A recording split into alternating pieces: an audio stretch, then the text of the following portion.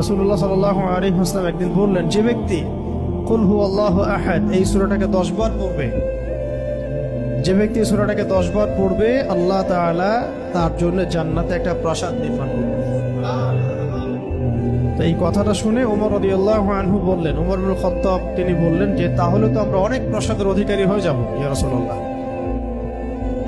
তার উদ্দেশ্য ছিল এটা, যদি আমি 20 বার পড়ি ইয়া রাসূলুল্লাহ, তাহলে নবীজি বললেন তাহলে দুইটা প্রাসাদ, যদি 30 বার পড়ি 3টা প্রাসাদ, ইয়া রাসূলুল্লাহ তাহলে তো আমরা অনেক প্রাসাদের অধিকারী হয়ে যাব।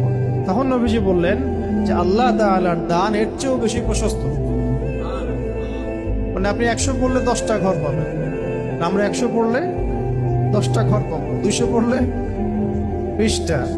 এইভাবেই আল্লাহ পাকের দান আরো প্রশস্ত।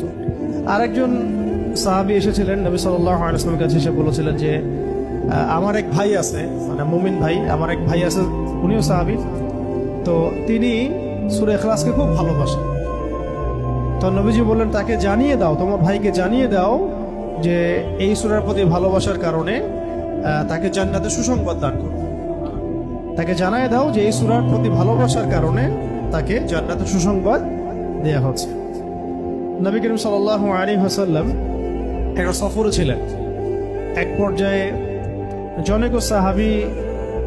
জনৈক সাহাবীকে তিনি শুনলেন তিলাওয়াত করছেন কুল ইয়া আইয়ুহাল কাফিরুন।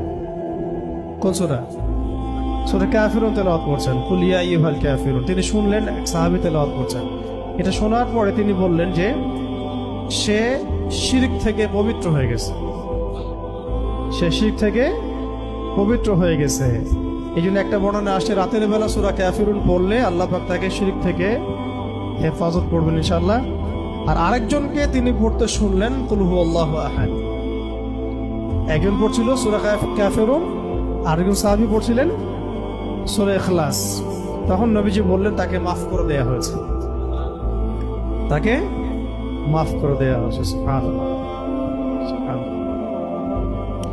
আরেকটু আগে যে বর্ণনা বলেছি ওইটা এখানেও আছে, যে ইমাম আনাস রাদিয়াল্লাহু আনহু থেকে একটা বর্ণনা আসে যে আনসারী একজন সাহাবী ছিলেন, মসজিদে কুবা ইমামতি করতেন।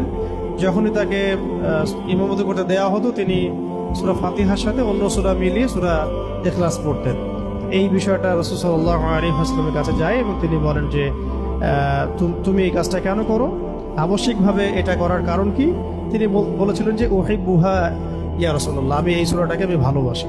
তখন নবী সাল্লাল্লাহু আলাইহি ওয়াসাল্লাম বলেছিলেন যে এই সূরার প্রতি ভালোবাসা